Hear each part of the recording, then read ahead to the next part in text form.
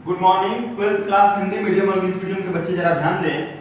कल हमने आप लोगों को बताया था क्लास 12th में कि एक्सट्रैक्शंस करते समय रोस्टिंग में क्या क्या प्रोसेस होती है, यानी रोस्टिंग प्रोसेस के अंदर हम लोग कैसे समझते हैं। एक बात जरा ध्यान दीजिएगा, रोस्टिंग बोलते हैं भर्जन। रोस्टिंग का मतलब क्या होता है? रोस्टिंग का मतलब होता है कि अगर किसी भी ओर का रोस्टिंग करना आप चाहते हो तो एक बात ध्यान रखिएगा, रोस्टिंग का मतलब क्या होता है हिंदी मीडियम? भर्जन बोलते हैं इसको। भर्जन का मतलब हमको यहाँ पर गर्म करना है। और मैंने आपसे कहा था कि जो भी ओर अगर सल्फाइड के फॉर्म में होता है तो उसका याद रखिएगा रोस्टिंग किया जाता है, भर्जन किया जाता है। एक बात और ध्यान देने की जरूरत है आप लोगों को, रोस्टिंग का मतलब क्या होता है कि सल्फाइड ओर को, ध्यान से सुनिएगा, सल्फाइड ओर को ऑक्साइड ओर में कन्वर्ट करने की जो प्रोसेस होती है वही रोस्टिंग कहलाती है। अगर आपके पास कोई सल्फाइड ओर है तो जाहिर सी बात है कि ऑक्साइड ओर में क्या हो जाएगा? चेंज हो जाएगा।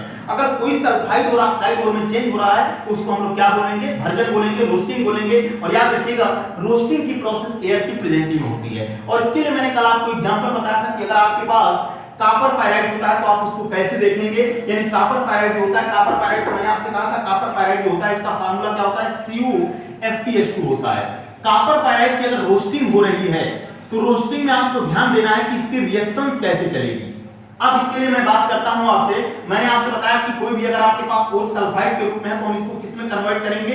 ऑक्साइड के रूप में। और सल्फाइड अगर ऑक्साइड के रूप में कन्वर्ट होता है तो उसको रोस्टिंग कहा जाता है, क्योंकि रिएक्शन एयर की प्रेजेंटिंग में होती है, रिएक्टिव फर्नेस में होती है, जिसको परावर्तनीय भट्टी कहा जाता है। इसकी केमिकल रिएक्शन जरा हम देखते हैं। सबसे पहले हमारे पास आएगा केमिकल रिएक्शन। और केमिकल रिएक्शन आप देखोगे तो एक बात ध्यान रखिएगा, कल मैंने आपसे बताया था कि जो कॉपर पायराइड होता है वो एयर के द्वारा, यानी एयर के द्वारा कन्वर्ट हो जाता है क्यूप्रस सल्फाइड और फेरस सल्फाइड में। पहला पॉइंट, यानी पहला पॉइंट हमारा क्या होगा? 2CuFeS2 plus O2 is equal to आप कह सकते हैं Cu2S। Cu2S को क्या बोला जाता है? Cuprous sulphide. इसको नीचे लिख देता हूं मैं, प्लस 2FeS और प्लस 2SO2। ये रिएक्शन आपकी बन के आएगी। यानी पहली रिएक्शन आपकी क्या होगी? आप लोग देख रहे होंगे कि यहां पर जो कॉपर पायराइड हमारा है वो एयर के द्वारा यानी ऑक्सीजन के द्वारा किसमें चेंज हो रहा है? क्यूप्रस सल्फाइड, जिसको कॉपर ग्लांस कहा जाता है, फेरस सल्फाइड यानी FeS हो गया आपका, सल्फर डाइऑक्साइड, इसमें चेंज हो गया। दूसरी आपकी रिएक्शंस क्या होगी? पहले इसकी रिएक्शंस बता, इसके पहले मैं आपको इंप्योरिटी वाला भी बता देता हूं, पहले इसको ध्यान दीजिएगा। उसके बाद दूसरी रिएक्शन आपकी क्या चलेगी कि 2Cu2S, याद रखिएगा सबसे इंपॉर्टेंट रिएक्शन यहां पर आपकी आ रही है, 2Cu2S plus 3O2 is equal to 2Cu2O और प्लस 2SO2। यानी आप यहां देख रहे होंगे, अभी आपको क्या बताया था मैंने? रोस्टिंग में बताया था कि सल्फाइड जो होता है वो ऑक्साइड में कन्वर्ट होता है। ध्यान दीजिएगा इस रिएक्शन के ऊपर, सल्फाइड यहां पर है कि नहीं है, यहां पर ऑक्साइड है कि नहीं है, कौन सी प्रोसेस होगी? रोस्टिंग की। ये रिएक्शंस आपको पेपर में इस तरह से भी आती है, कंपटीशन में पूछा जाता है कि रिएक्शन आपके सामने दिया हुआ है, आप पहचानिए किस प्रोसेस की रिएक्शन होगी। याद रखा करिए, किसी भी अगर हम रिएक्शंस को करना चाहते हैं या उसके थ्योरिटिकल पार्ट को समझना है तो हमको ये ध्यान देना है कि उसका कांसेप्ट क्या है। कांसेप्ट यहाँ पर एक ही होता है रोस्टिंग की प्रोसेस के दौरान भर्जन में, कि आपको सल्फाइड को ऑक्साइड में कन्वर्ट करना होता है। मैंने भी यहाँ पर क्या हुआ है, मैंने सल्फाइड को उठाया और ऑक्साइड में कन्वर्ट किया, यानी क्यूप्रस सल्फाइड किस में जा रहा है? क्यूप्राइट में। 2Cu2S plus 3O2 is equal to 2Cu2O plus 2SO2, यानी सल्फाइड को ऑक्साइड में कन्वर्ट करा दिया। तीसरा इसी का रिएक्शन, इसी के नीचे 2FeS है, 2FeS और प्लस 3O2 कर दीजिए। याद रखिएगा ये भी कन्वर्ट होकर के कहां चला जाएगा?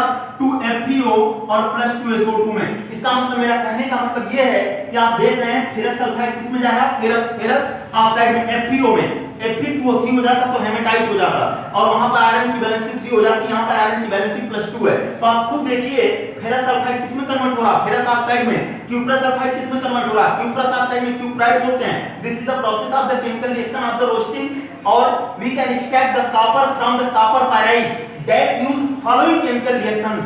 याद रखिएगा जिस समय आप लोग कॉपर पायराइड का रोस्टिंग दिखाओगे ये रिएक्शंस आपको दिखानी पड़ेगी, और सबसे शुरुआत की जो रिएक्शन होगी, जो स्टार्टिंग की रिएक्शन होगी, आप लोगों को बताया था मैंने कि कॉपर पायराइड का रोस्टिंग करते समय हमारे पास, याद रखिएगा ये करने के पहले आप लोगों को क्या करना है यहाँ पर, कि जिस समय कॉपर पायराइड से कॉपर का एक्सट्रैक्शन करा रहे हो, रोस्टिंग कराते हैं, वहां पर मैंने आपसे कहा था कि इसके अंदर दो इंप्योरिटी पाई जाती है, एक सल्फर और आर्सेनिक की। तो पहली रिएक्शन आपकी बन के यहाँ पर आ जाएगी S plus O2 is equal to SO2, और दूसरी रिएक्शन आएगी आपकी 4AS plus 3O2 is equal to 2AS 2O3।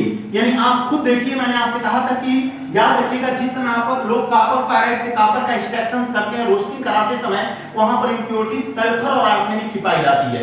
यानी find the impurity of the sulphur and arsenic that do the process of the roasting of the copper pyrite. यानी जिस समय आप लोग कॉपर पायराइड से कॉपर का एक्सट्रैक्शन करते हो, उस समय सल्फर और आर्सेनिक की इंप्योरिटी मिलेगी। और याद रखिएगा by the air, by the oxygen, ये चेंज हो जाता है उनके ऑक्साइडों में। सल्फर चला गया सल्फर डाइऑक्साइड में, आर्सेनिक चला गया आर्सेनिक ट्राइऑक्साइड में। एक बात और यहां पर विशेष रूप से ध्यान रखिएगा, arsenic trioxide is the एम्फैटिक oxide, ये उभयधर्मी ऑक्साइड होता है क्योंकि एसिड और बेस दोनों के साथ रिएक्शन कर सकता है। अब मेरे कहने का मतलब यह है कि ये पूरी रिएक्शन जो आपके सामने आ गई, ये कॉपर पायराइड की रोस्टिंग की रिएक्शंस आ गई।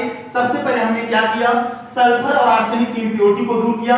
फिर मैंने कॉपर पायराइड को चेंज कराया क्यूप्रस सल्फाइड और फेरस सल्फाइड में। फिर मैंने क्या किया, क्यूप्रस सल्फाइड को चेंज कराया क्यूप्राइट में। और फिर मैंने तीसरा स्टेप इसका उठाया कि फेरस सल्फाइड को कन्वर्ट करा दिया मैंने फेरस ऑक्साइड में।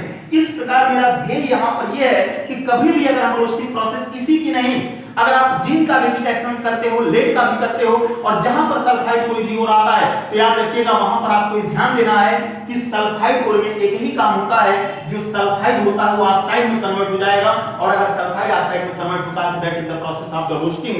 इसी को हम लोग भर्जन कहते हैं, और भर्जन का मतलब होता है गर्म करना। और याद रखिएगा इस तरह से, अगर एक एग्जांपल और मैं लेता हूं, जैसे कि ये तो हो गया आपका कॉपर पायराइड का, लेकिन अगर यहीं पर आप देखना चाहोगे तो आपके पास जिंक सल्फाइड है, इसको जिंक ब्लेंड कहा जाता है। क्या कहा जाता है इसको? Zinc blende. अगर मैं आपके सामने लिख देता हूं 2ZnS plus 3O2 is equal to 2ZnO और प्लस 2SO2। आप यहां पर खुद देखिए, जिंक सल्फाइड का मतलब जिंक ब्लेंड होता है, सल्फाइड किस में कन्वर्ट हो रहा है? ऑक्साइड में। That is the process of the roasting. इस तरह से आपके सामने रिएक्शन करके आएगी और आपको बताना पड़ेगा कि प्रोसेस कौन सी है। बहुत सिंपल सी बात है, सल्फाइड अगर ऑक्साइड में कन्वर्ट हो जाता है तो उसको रोस्टिंग कहा जाता है।